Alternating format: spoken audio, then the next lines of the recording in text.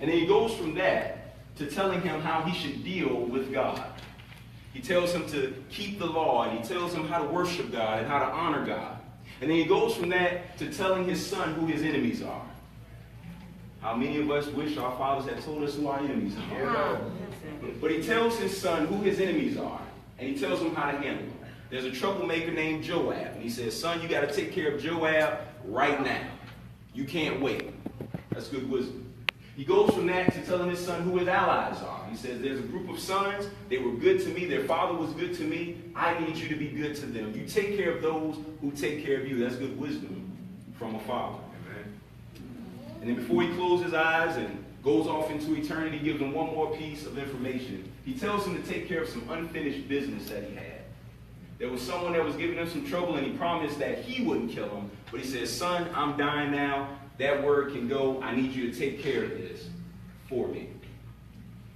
And so, in essence, he is giving his son the pieces that are essential to him being the effective king that God has called him to be. And so, again, I hope you're taking notes. There's 6 pieces that I want to share with you today that every man needs, every boy needs from his father if he's going to be a successful man. As always, I like to keep all my letters the same. Today's letter is I. I always feel like I'm on Sesame Street when I say that. Today's episode is brought to you by the letter I. Amen. The first I that every boy needs from his father, the first piece that every boy needs from his father is identity. Somebody say identity. Identity. Identity answers the question of, or deals with knowledge of self. Who am I is what the question answers. Identity. It was funny, I looked up the word identity. Merriam-Webster defines it kind of interestingly. It's sameness, and I'm paraphrasing, under different circumstances. Wow. Sameness under different circumstances. Minister Evangelist Branch, I used to say Evangelist. Evangelist Branch, can I borrow you and your son real quick? In the book of Genesis, chapter 5, verse 3, it says, and Adam lived 130 years and begot a son, in his own likeness and after his image, and called his name Seth. Now, this is a biblical principle. Men are always identified by who their father was. Mm-hmm. You can find this in Old Testament and New Testament. Genesis 5, where it gives the genealogy, each person is identified by their father. Matthew chapter 1, as we're going into the story of Jesus, he is identified by a long lineage of men that came before him. And so this is a biblical principle. And so in essence, according to the scripture and according to Merriam-Webster's definition, your son is the image and likeness of you under different circumstances. Yes, sir. That's real. You are raising another version of you in a different space, in a different time, under different circumstances. This is not just limited to men, though, because your daughter is also your image and likeness, born in a different place, in a different time, but also in a different gender. Wow. Everything that makes you the man you are, you have passed down into them, and you're responsible to seeing to it that they grow into the fruition. Right. Come on, sir.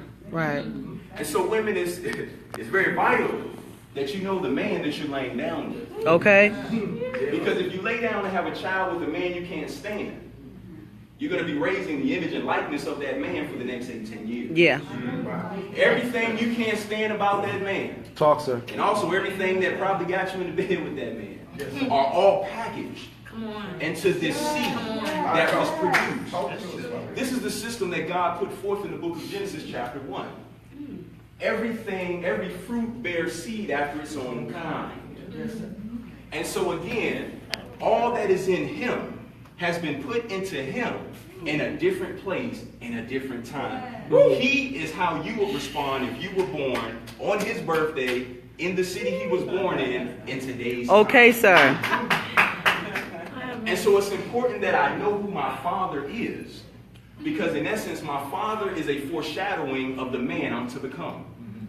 And he is also the marker by which I measure my manhood. I'll say that again. Wow. My father is a foreshadowing of the man that I'm to become, and he is the marker by which I measure my manhood. Yeah. He'll know that he's become a man when his image and likeness is reflective of his father. Yes, yes. Now, this is a problem because the Bible says where there is no vision, the people perish. So if I'm born in the image and likeness of a man that I've never seen, then how do I know when I become who I'm supposed to become? Sir. It's like going on a journey without a destination. If I can put it another way,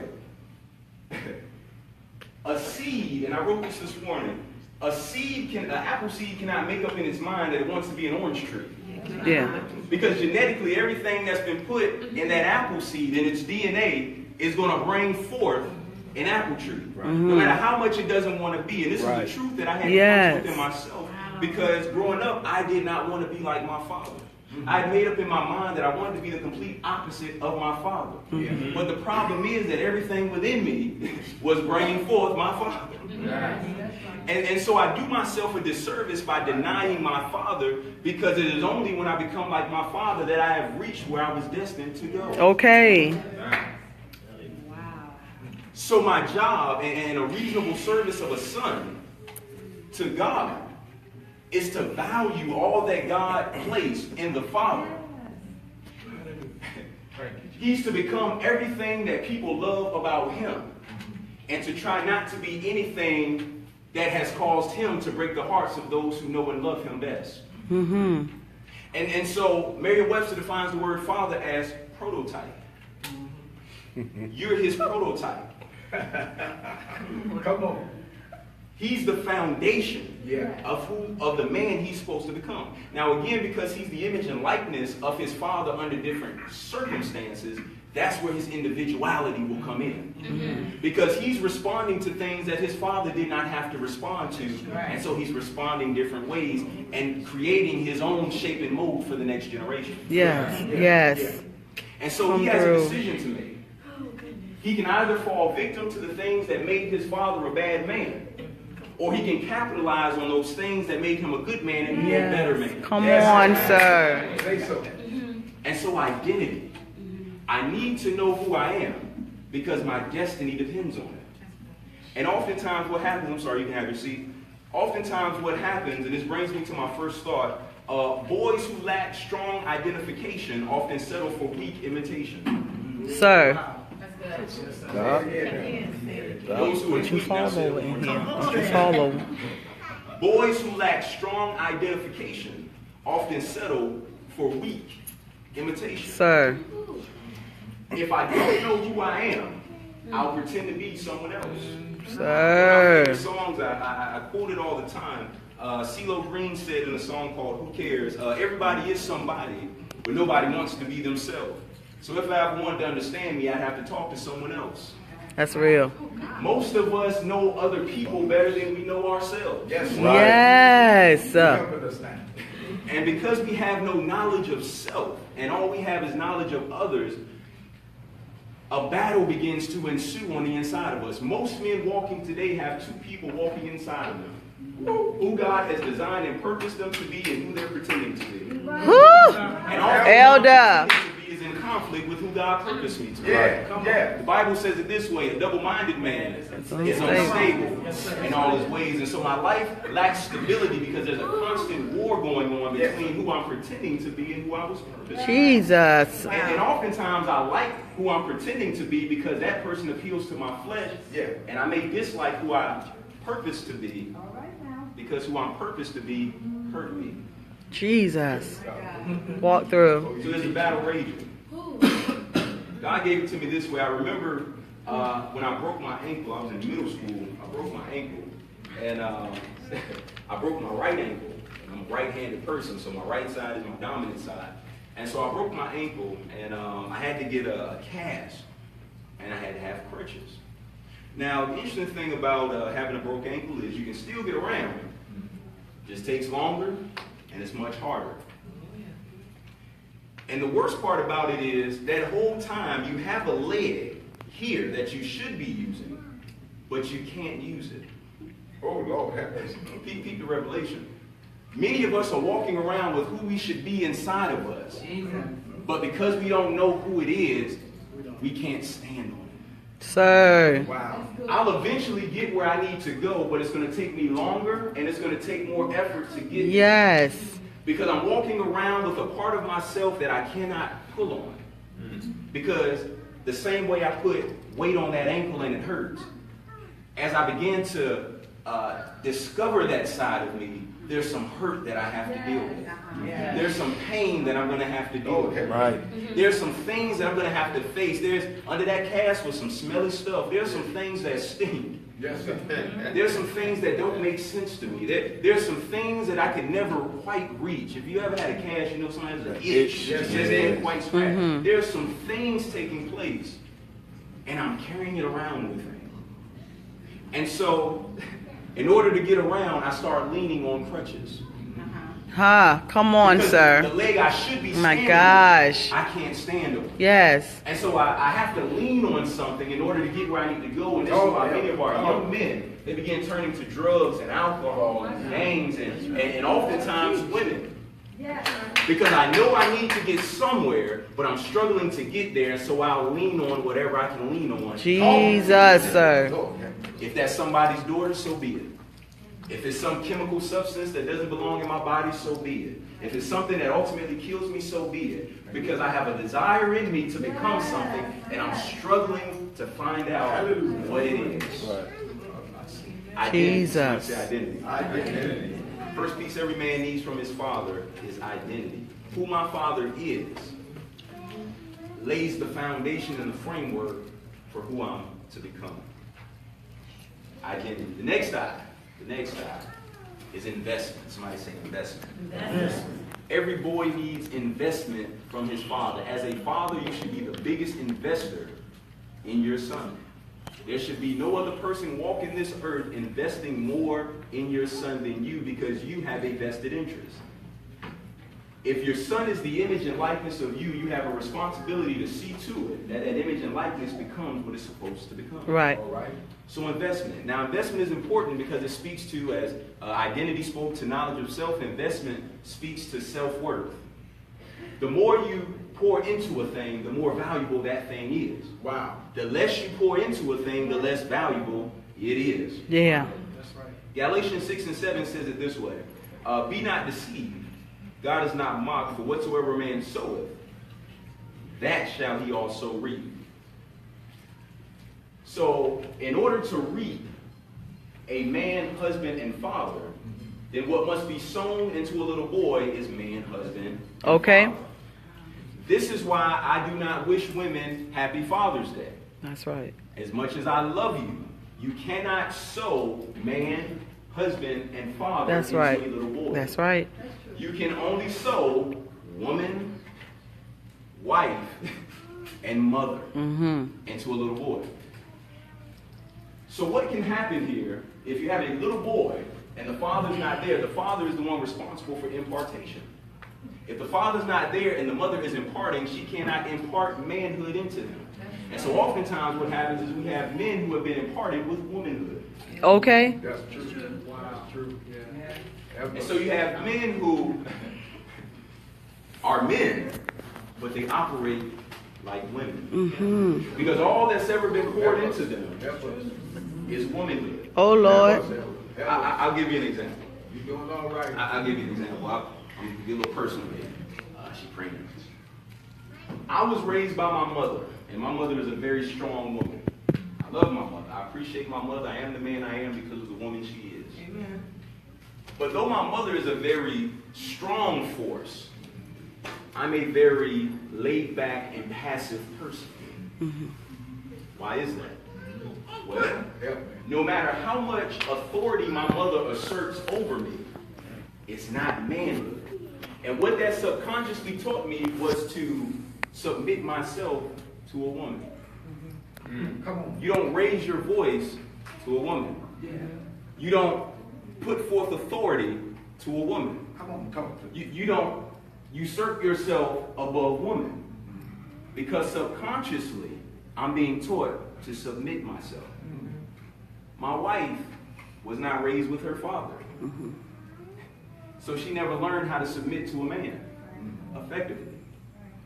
And so you have two people who get married, come into a home, have roles that have been defined to them by heaven. and they don't now know how to effectively operate in those roles. You have been here this morning. Yes. Because my wife, Yes. being that she never learned how to submit, is very aggressive. And because I was raised by my mother and taught to submit to a woman, I don't usurp my authority over my wife. So now we have an issue because my wife's expectation is that I'll be dominant and I'm passive. Yeah. And I got an issue because my wife should be submissive, but she's aggressive. Yeah. Come on. And so because I've been raised a certain way, I run away from that conflict instead of toward it. Because I've never had anyone there to teach me how to be the dominant. And so we have men in the home operating as women and women in the home operating as men because one piece was missing. Jesus. Teach Mothers, I love well. you, but I'll never wish you a happy Father's Day. That's right. Happy Mother's Day is all yours. You got a tough job, and I want you to know that I appreciate it. But you do not possess what is required to sow into a little boy to see forward that he becomes the man, husband, and father that he's supposed to be. Teach, sir. This brings me to my next thought. Boys who are never poured into grow up to be frustrated men trying to pour out what they don't have into others. Sir, you better go and drink that tea. You better do it. You better sip something. Sip something. Better do it. Boys who are never poured into grow up to become frustrated men trying to pour out what they don't have into others.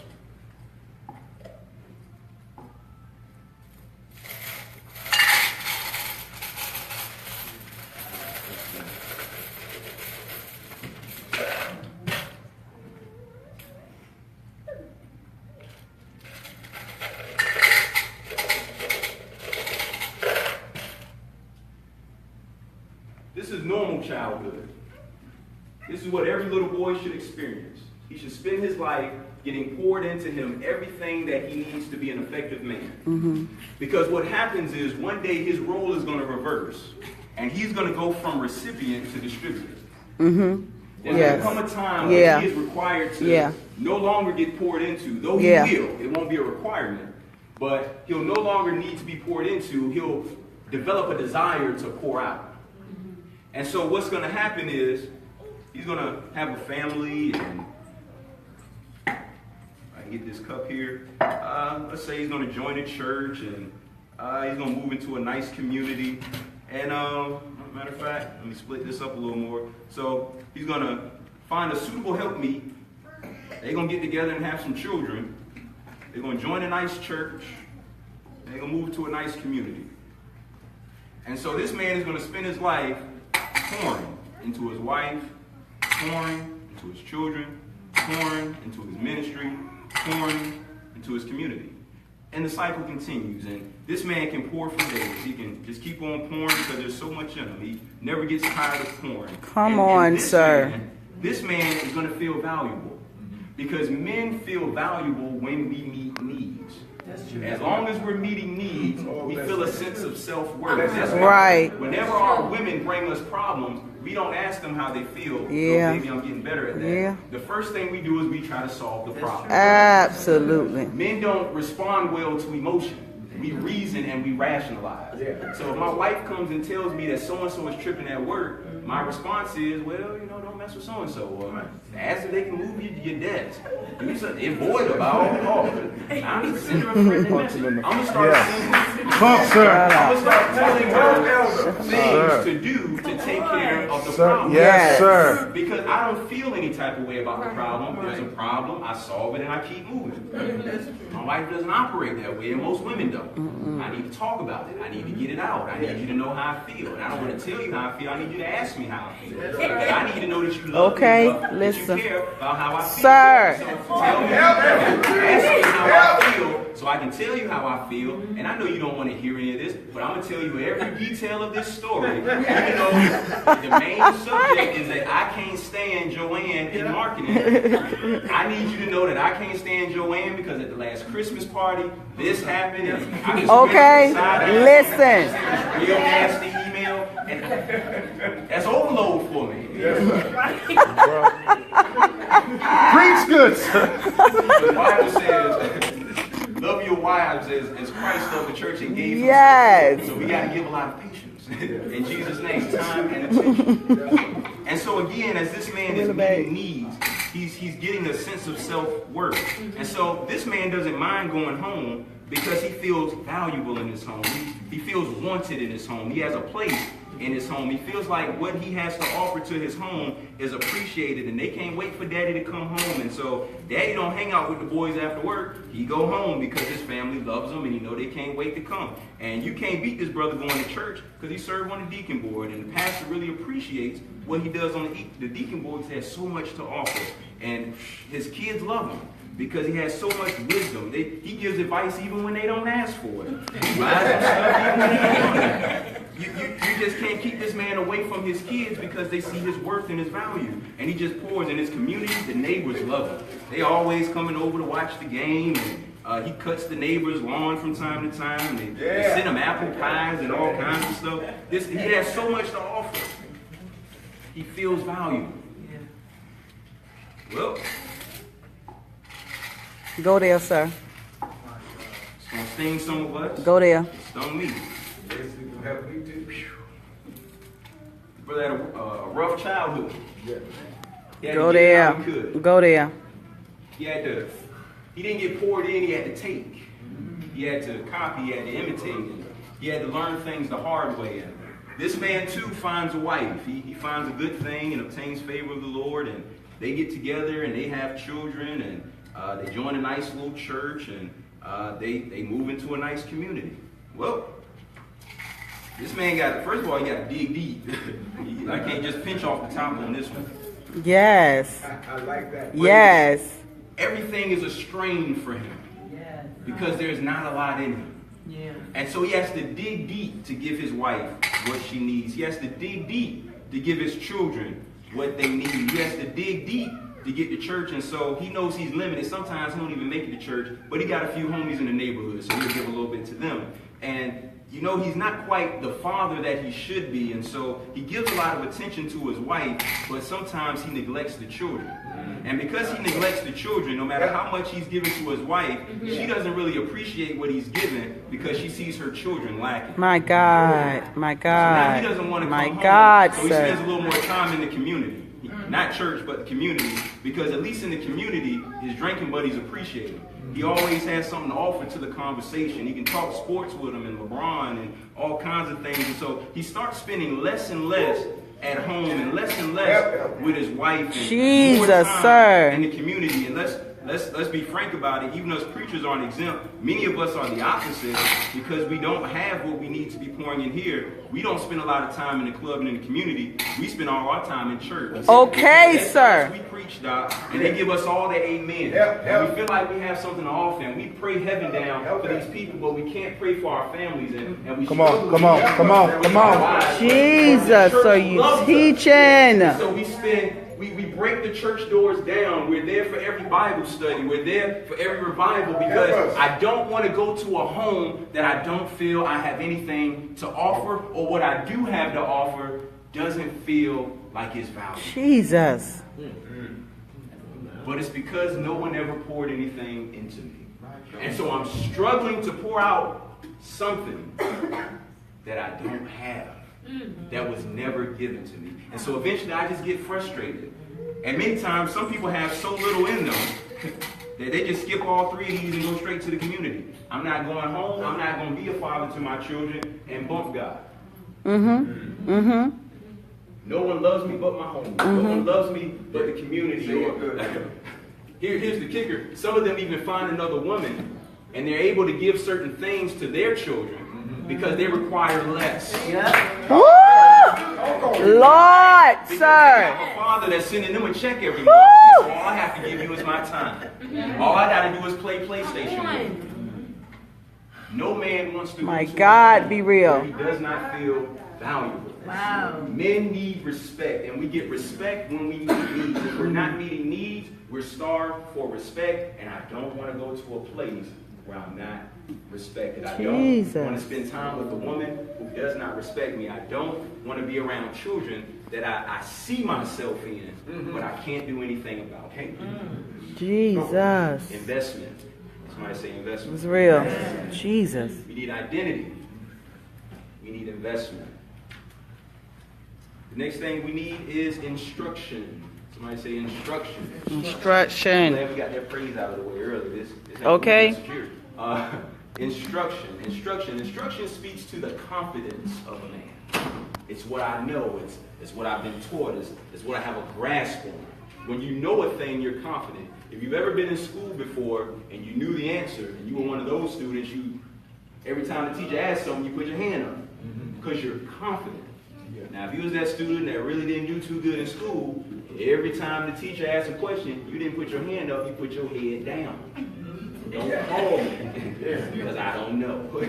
I'm not confident in myself. I'm not confident in this algebra. I'm not confident in whatever this thing is that I was not taught. Instruction. Men need instruction. The Bible says it this way, Proverbs 22:6, train up a child in the way he should go, and when he is old, he will not depart from it.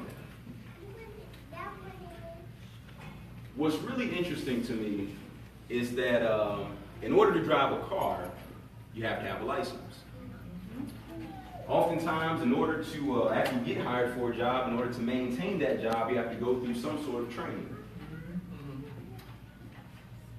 In order to graduate high school, there's a curriculum that you must go through, and once you pass that curriculum, you get your diploma. And if you're really feeling froggish, you go on off to college, you got to spend at least 4 years there. 2, if you go to a community college, there's a curriculum that you have to meet to say that I am qualified to be who I say that I am. Why is there no curriculum for our fathers? This brings me to my next thought. If you wouldn't allow an untrained worker to run your business, why are you allowing an untrained man to run your home? Oh, Lord. Oh, Lord. Let me sit up on this child. There is no manual on manhood. Lord. There is no manual on manhood. But God has hard-coded in your DNA everything your child needs to be successful from you. There is no 1, 2, 3, this is how you raise an amazing son. That worked for the author of that book, but that might not work for you. Right. God has placed everything, that is your image and likeness that you brought forth. Everything they need to be a successful man, God has hard-coded into your DNA to give them. Ladies, when you find a man, I'm going to challenge you to do something. Ask him for his credentials. Wow. What qualifies him as a man? Suitable for you. Men, I challenge you to save yourself that headache. Invest in yourself. Yes, sir. If you didn't have your father around, Yes, sir. invest in yourself. Find examples of men that you feel that connection to, that you see yourself in, and learn, glean, ask questions, read their book, buy their books, invest, go to seminars, because you cannot be an effective male if you've never learned how. Yes.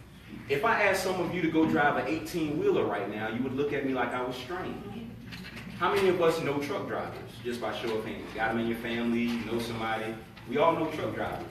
But just because we know a truck driver doesn't mean we know how to drive a truck. Okay. And so just because I was raised around men, in fact, just because a man was in my home doesn't mean I know how to be a man. Just because a man was in my home doesn't mean that he taught me anything. Because again, maybe the man that was in my home was only a piece of the man he should have been, and so he can't give me the pieces I need to be the man I need to be. Instruction. Instruction. And this is important because there's an expectation of society on us, of society on men to be certain things. But I can't be what I never learned to be. Or I can't be what I never even knew I should have been.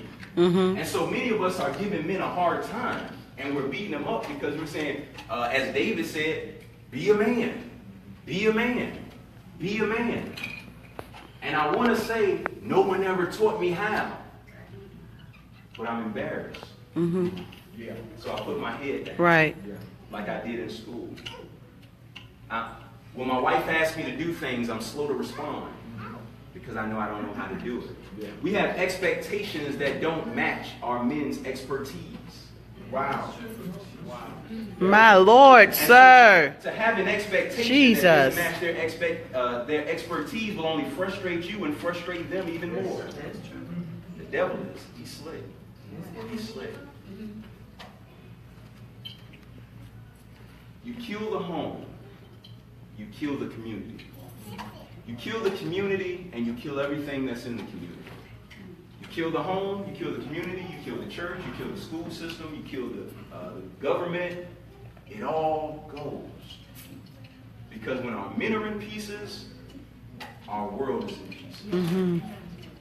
So fathers, you should be the best teacher that your son can have. Substitute teachers are cool. But if you've ever had a substitute teacher, you know you don't work hard when they come. Okay. No one can get you to work as hard as your assigned teacher.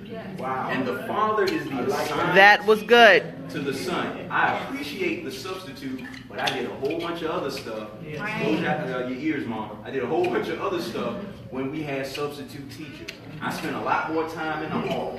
I found excuses to just leave the classroom. I break my cell phone out. I break out my Game Boy. I was not as focused with the substitute teacher because they were not the teacher assigned to my life. A boy needs instruction. Someone has to teach me how to be a man. If I have to learn how to drive a car, certainly there should be a curriculum on how to run my home. And that curriculum is hard-coded in my father. The next one, the next I, issue. Somebody say issue. Oh, Lord. That sounds strange. Why do I need to know my father's issues? Well, your father's issues are your issues, potentially. Issues speak to my insecurities, but it doesn't just speak to my insecurities, but it speaks to how I deal with these insecurities. I'll give you an example. Genesis 12, 11 through 13. This is Abraham. And it came to pass when he was come near to enter into Egypt, that he said unto Sarai his wife, Behold now, I know that thou art a fair woman to look upon. Therefore it shall come to pass when the Egyptians shall see thee, that they shall say, This is his wife, and they will kill me, but they will save thee alive. Say, I pray thee, thou art my sister, that it may be well with me for thy sake, and my soul shall live because of thee. That's Genesis chapter 12. Let's jump ahead to Genesis chapter 26, verse 7. This is his son Isaac. And the men of the place asked him of his wife, and he said, She is my sister. For he feared to say, She is my wife, lest, said he, the men of the place should kill me for Rebekah, because she was fair to look upon. Abraham had an issue, and he made his wife responsible for taking care of that issue. Isaac had an issue. He made his wife responsible for taking care of that issue. How your son sees you handle your issues and insecurities is oftentimes how they will handle theirs. Okay. It gets worse. If my father is not there to show me how to handle my issues and insecurities, and the only example I have is my mother, I'll start responding to my issues and insecurities like a woman. That's why there are men who can have fussing matches and out-fuss women. I can't. Okay. I don't. There are men who can throw shade way better than a woman. There are some men who can do things and put some women to shame. Oh, God. Because they've learned to cope and deal with their issues like women. But we have an advantage. We're built differently. So we can reason and rationalize the emotional ways we feel. Oftentimes better than women. I'm going to go here. The reason we have such a high issue with homosexuality. Go ahead, go there. is because I'm dealing with issues. And oftentimes I don't have a way to trace that issue back to anything. And so I resort to what I saw Mama do. And so I'm wrestling with these issues that came from a man. But the only way I know how to respond to them is like a woman. It's an identity crisis. If you've ever put a piece of mail in the mailbox, and Elder Riddick can certainly attest to this as a postmaster, if there's no address on that letter, Elder, what happens? Return to sender. Goes to dead letter. I just learned something new there. Didn't even know that terminology exists. Say that one more time. It goes to the processing center where if somebody claims that they'll look inside and see if there's an address. If not, Wow. Brings me to my next thought.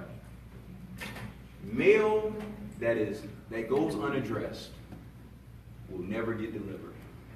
Jesus. Wow, Elder. Jesus. Likewise, Jesus. issues that never get addressed.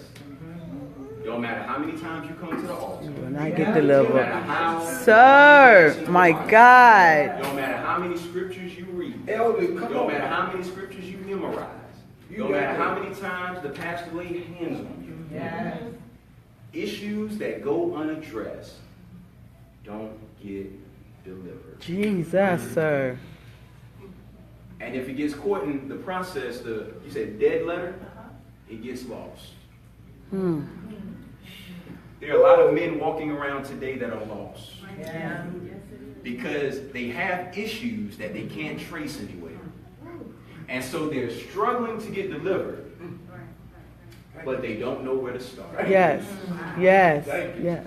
Thank you, Jesus. I have urges, Thank you, Jesus. but I don't know where these urges come from. Yes. Thank you, Jesus. I'm angry, Glory to God. but I don't know why I'm angry. Yes. I can't understand this, Hallelujah. but I don't know why I'm struggling to understand it. Yes. I feel a certain way towards men, but they say I should like women. Tell the story. Maybe something happened to your father. And DNA does not just contain, as I taught before, physical attributes, but personality traits. And so your father may have married a woman, but he had a struggle. And if seeds do what I believe they do, you plant one and you get 10, that trait increased in you. So you have these desires and urges you can't explain. Because daddy was married. I never seen daddy with a man. Or mom was married. I never seen mom with a man. But you didn't know that they were struggling with something they never addressed. And it intensified in you. Some womanizers, they have it honest. They chase women because daddy chased women. But I don't know daddy, so I don't know where I get it from.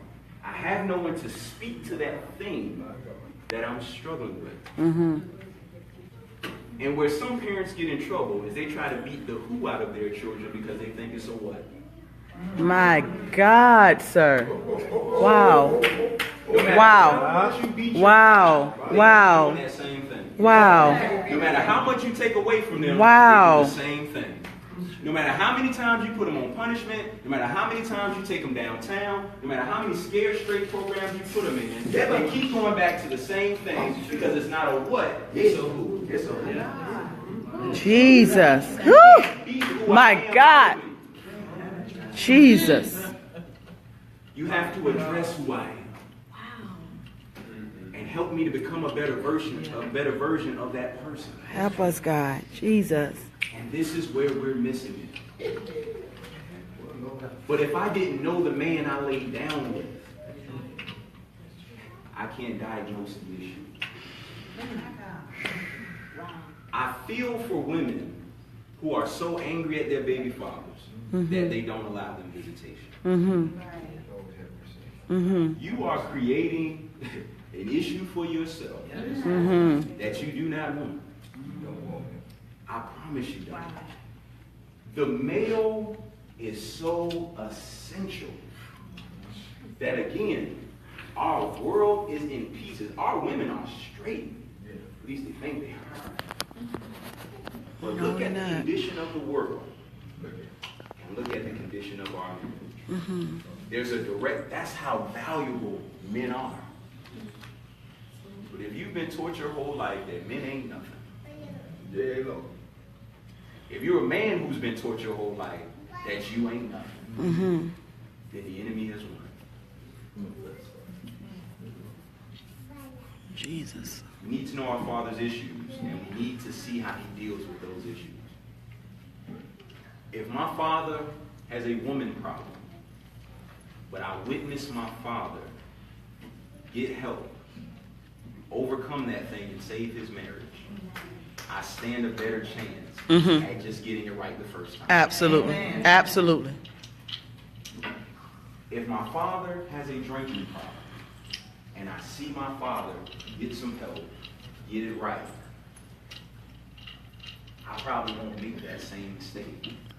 Though the trait is there, I've identified the issue, my father has dealt with the issue, and he has saved me the hassle of going through that issue.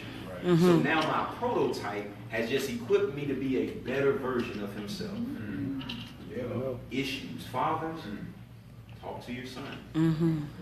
Bishop shared recently that his son came to him and said, Dad, we got to have a talk. And he began to ask him some hard questions. Yes, he did. That's a good father who says, this is very uncomfortable, but if it'll make you a better you, ask whatever you want. There's some things I'm not too proud of, but if it'll help you from getting there. See, praise God. The reason many of us end up with children out of wedlock, especially if we grew up in church, is because people make sex out to be a bad thing. No, sex is very beautiful. It comes from God.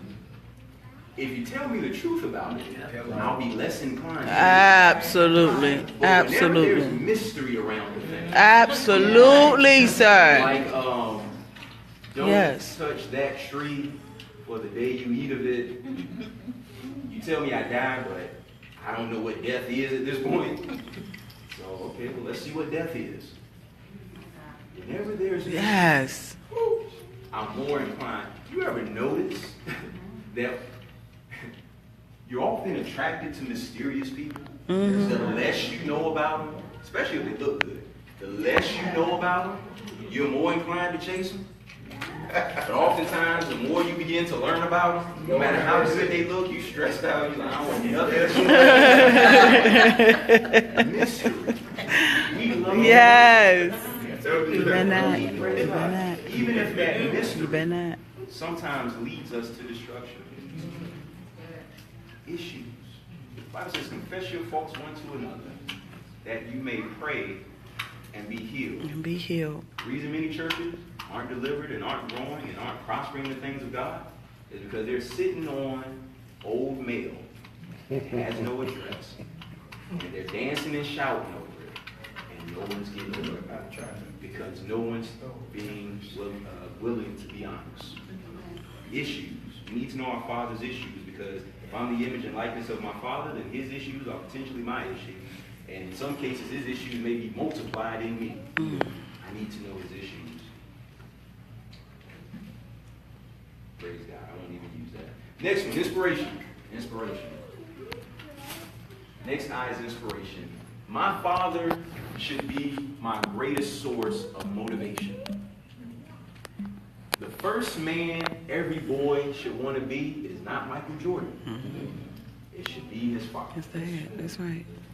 Proverbs 17:6 says it this way: children's children are the crown of old men, and the glory of children are their fathers. Some of us probably didn't even know that was in the Bible. I'll say it again. Children's children are the crown of old men. Solomon was wise. And the glory of children are their fathers. Again, my greatest source of inspiration Shouldn't be Michael Jordan, shouldn't be LeBron James, shouldn't be the fireman, shouldn't be the policeman. It should be my everyday, average Joe father. Mm-hmm. Brings me to my next thought. A good father spends his present creating possibility for his children's future. Mm-hmm. Mm-hmm. A good father spends his present creating possibility for his children's future. The reason some sons don't want to be like their fathers is because their fathers ain't doing nothing. Mm-hmm. Yeah, that's true. At least Michael Jordan can jump high. If your son does not want to be like you, that's not his problem. Mm-hmm. It's your problem. Absolutely. When I was preparing my first book, I told this story before. When I was preparing my first book, my wife asked me why I was writing a book. And I said, I want to show my children possibility. I don't want my kids to be limited to preaching. Yeah. Daddy was a preacher, so I Right. was a preacher. Right. Daddy was 10 things. Right. You can be all of them or be a very good one of them. I wanted to show my children possibility.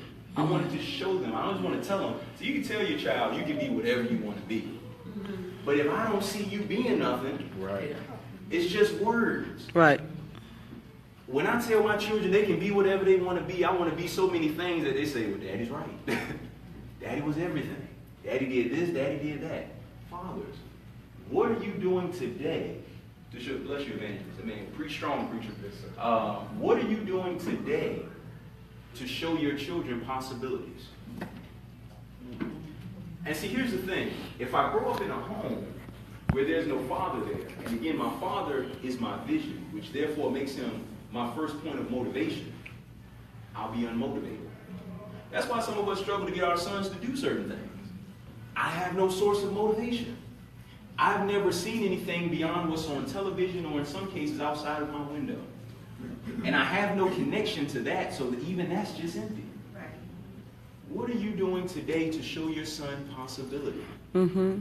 I told my wife, I don't care if my son grows up to be the best fry cook in McDonald's. As long as he learns to be the best for me, I'm cool with it. Okay.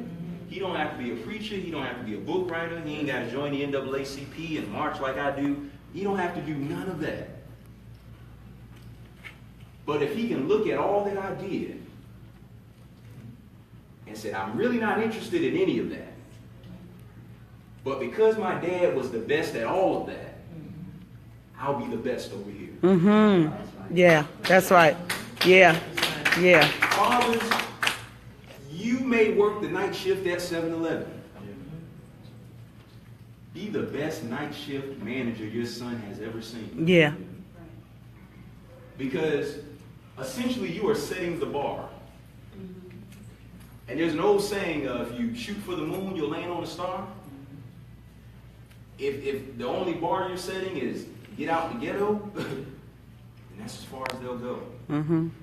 If the only bar you set is graduate high school, and there's nothing wrong with that, but they'll only go beyond that. Don't stop there. If all you get is a taste of college, you've opened the door for your children to go to college. Mm-hmm. I bless my mom for going back and graduating college. Well in amen age. Because what that showed me is that at 30, I dropped out, but I have no excuse not to go back. Right. Just imagine if my father had showed me that. Just imagine if your father had gone one more step up. Just imagine if the men in our communities would just take one more step. I barely made it out of high school, but I'm going to go get a certification. I just made it into college, but you know what? They offer free classes over here. I'm just going to at least stay in a classroom because I want to show my children the importance of education. Mm-hmm. Inspiration. Men, what are you doing today to inspire your children tomorrow? And I'm about to let up off, y'all. The last one, initiation. Somebody say initiation. Initiation. Initiation. This one is very important. It brings us full circle back to today's text. 1 Kings 2:2. David says, I go the way of all the earth. Be thou strong, therefore show yourself a man. And from this moment forward, Solomon goes on to become one of the greatest kings to ever rule Israel. Initiation. The day my dad died, and I grew up without my father. He wasn't around. I'd see him here and there, but he wasn't around. The day my father died, he called me. I just got out of school. He called me. And he was about to go on dialysis. You clean your kidneys and whatnot. And he shared some things with me on that phone call that every boy needs to hear. He shared things with me that I didn't even know I needed to hear. Mm-hmm. He shared things with me that I had desired from the time I was this high. We hung up on the phone. I think I had gotten in trouble for something, so that's why he called me, but then he shared these things. And that evening he was dead. Mm-hmm. But what he shared with me on that phone did something to me. Mm-hmm. Something shifted. Yes. Something changed. Mm-hmm. And I wasn't the same little boy anymore. Yeah. I started on my journey to become a man. Mm-hmm. But I can always trace it back to that moment. It was almost like a rite of passage. Mm-hmm. Just him sharing those words before he died meant the difference between me becoming the man I am and possibly somebody else. Yeah. If I could put this into perspective, and I'm closing. My mother had an issue with heat at her apartment one time. And the maintenance men came and they worked on the heat, and he said, all right, it should come on shortly. And he left. An hour passed, still no heat. Another hour passed, still no heat. And so mom says, get on the phone and call them and find out what's going on, where my heat at. So I called him in and I said, hey, you came to fix the heat, and we still ain't got no heat.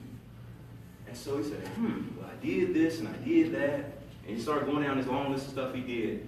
And he said, do me a favor, walk into the hallway. So I'm on the phone and I walk to the hallway. And he says, I want you to look straight up. And I look straight up. And he says, there should be a red light switch on the wall. I said, okay, yeah, I see the red light switch. He said, is it on or off? I said, well, it's off right now. He said, flip the switch. Flip the switch, and immediately the heat came on. Mm-hmm.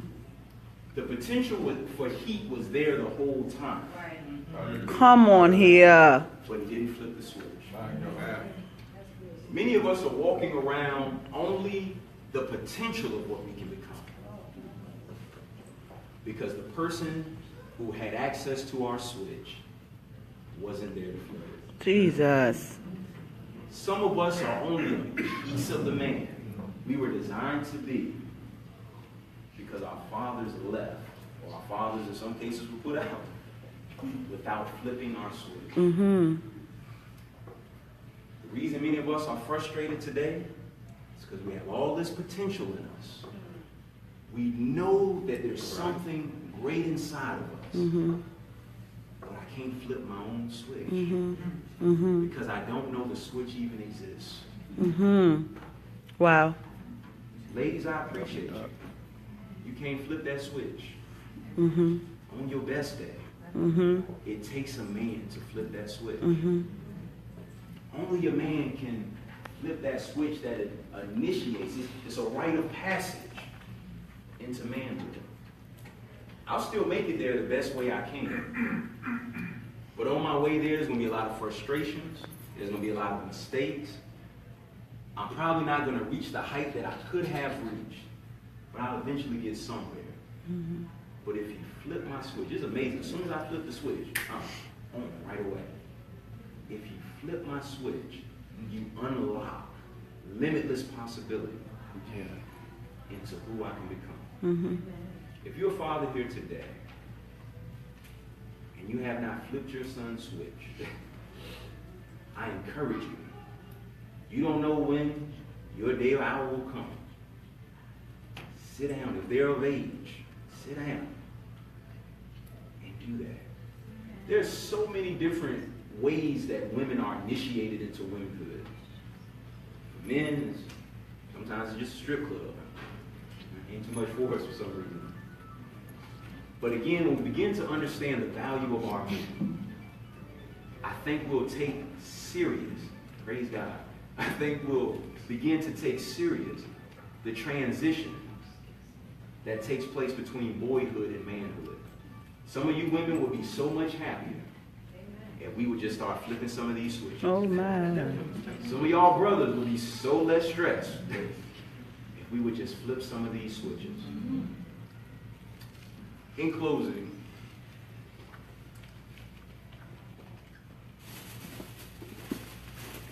I bought this puzzle. Brother Rob, do me a favor. Just give everybody one of those bags for me. I bought this puzzle because it reminds me of me.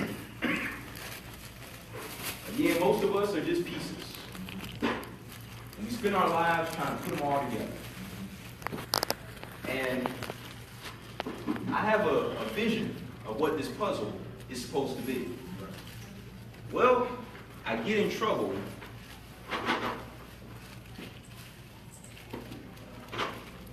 I got a green sticker all the way, praise God. I get in trouble when the vision, praise God. I'll crayon. I get in trouble when the vision goes. Because what I'm left with It's pieces. is this. Jesus, sir. Yes, Lord. God. Did you fall out of here? And this is many of our men today. Yes, Lord. They're walking around with all these pieces, Uh-huh. but they just don't know what to do with them. Uh-huh. And so I'm just kind of laying them out the best way I can, and I'm getting frustrated because it looks like it should fit. And many of them do fit. But just because it fits doesn't mean it belongs. That's real. Some of us find ourselves in relationships that fit, but they don't belong. But I don't know that because all I have are pieces.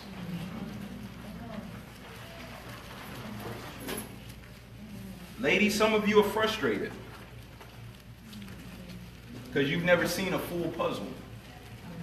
And you married a man who's like this. Or you're in a relationship with a man like this. Yeah. And some of you are kind of stepping out of your place and you're trying to put these pieces together. It's not your job. So now you're emasculating him. Yeah. Which now makes him fight you. Because you see his vulnerability. Yeah. You see his nakedness. You see him for what he truly is. See, really, you met him like this. That's all you saw. You just saw something there. Right. But once you got in, Okay. this is what you found. And so you're trying to put him together. And he's trying to put him together. And he's trying to put himself together away from you. Yes, sir. Even though you're his helpmate. Some of us men, we have to be honest with ourselves. We have to be honest with our women. I was very honest with my wife recently. Not in these words, but in essence, this is what I was saying. Hey, this is what you married. But I love you enough to spend every second, every minute, every hour, every day, every month, every year piecing this together with the help of God. And sometimes I fight you because God is showing you some of the vision because you're my helpmate. And my pride pushes you away. But from this day forward, You help him in that. I'll welcome you to the table. Yeah. And if you grab a few of these pieces, I'll grab a few of these pieces. And we'll piece this whole thing together. Yes. Yes. Together. Yes. Yes.